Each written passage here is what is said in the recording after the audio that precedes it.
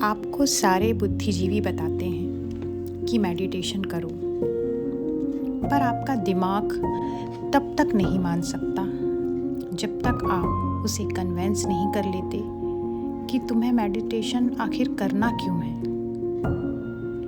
जब तक आपको अपनी बीमारी का पता ना चले, आप बिल्कुल बेपरवाह होकर जीते हैं।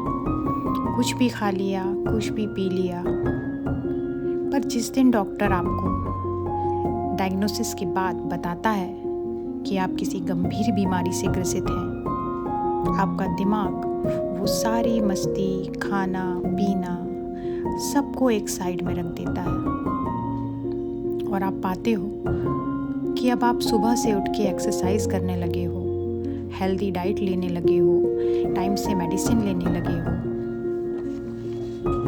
और अचानक से आप कुछ सधे हुए इंसान बन गए हो जो आप पहले कभी नहीं थे और चाहकर भी नहीं बन पा रहे थे। मैं भी यहाँ आपको अपने मन की बीमारियां बता रही हूँ। आप किस स्तर पर कितने बीमार हो, ये आप खुद डायग्नोस करो और अपने दिमाग को बार बार ये सिग्नल दो, उसे याद दिलाओ कि तुम्हें ठीक होना चाहिए, तुम्हें ठीक होना है, क्योंकि आपका इस तरह होना नॉर्मल नहीं है। आप इससे कहीं बेहतर हो सकते हो। तभी आप ध्यान में उतर पाएंगे, अन्यथा आपके दिमाग और मन की दौड़ कभी खत्म नहीं होने वाली है, पर आप हर लम्हे खत्म होते जा रहे हैं। मेडिटेशन पार्ट 2 में आपने रूट चक्र के बारे में जाना था। इसके बाद आता है स्वाधिष्ठान चक्र, जिसे हम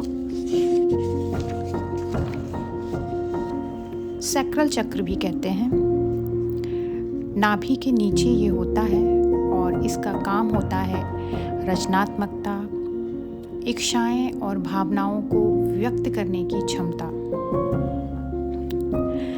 अगर ये चक्र सही नहीं है, इसकी एनर्जी सही नहीं है, तो आप अपने इमोशंस को व्यक्त करने में कठिनाई महसूस करते हो।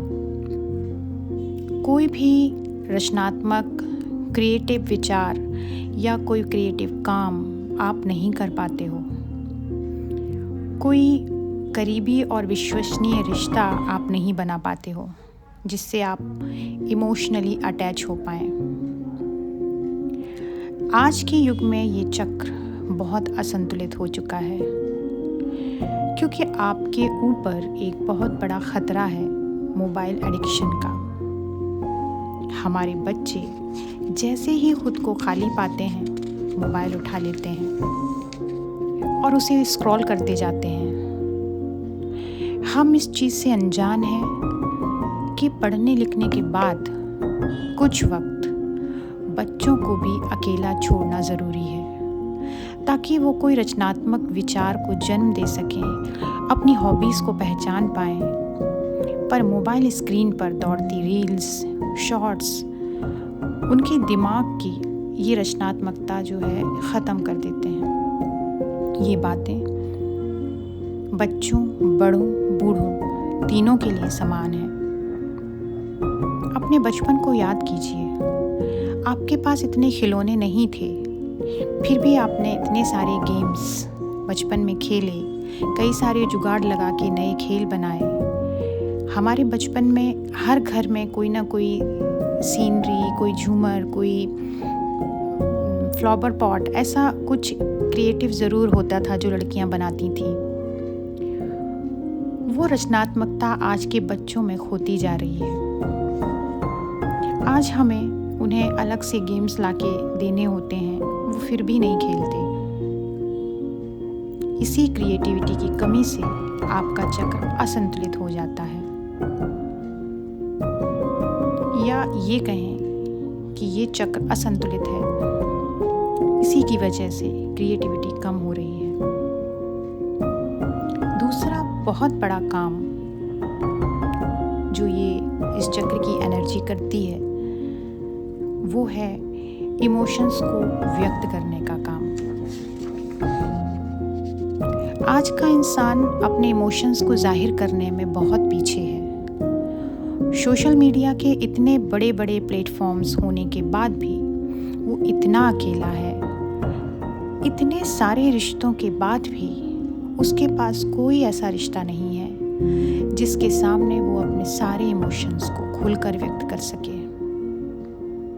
इसमें भी इंसान से एक गलती हुई है कि उसने बहुत सारे चेहरे लगा रखे हैं। ऑफिस में अलग, फैमिली में वाइफ के सामने अलग, बच्चों के सामने अलग, सोसाइटी में अलग, धार्मिक क्षेत्रों में अलग।